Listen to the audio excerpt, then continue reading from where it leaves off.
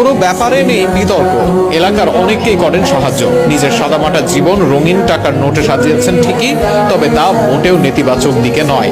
2015 সালে ভারতের বিপক্ষে ওয়ানডেতে দুর্দান্ত অভিষেক হয়েছিল মুস্তাফিজের। প্রথম ম্যাচে 5 ও দ্বিতীয় ম্যাচে 6 উইকেট নিয়ে তিনি ছিলেন ভারত বধের প্রধান নায়ক। আইপিএলে প্রথম খেলতে নেমেও সাফল্যের আলোয় উদ্ভাসিত হয়েছিলেন কাটার মাস্টার।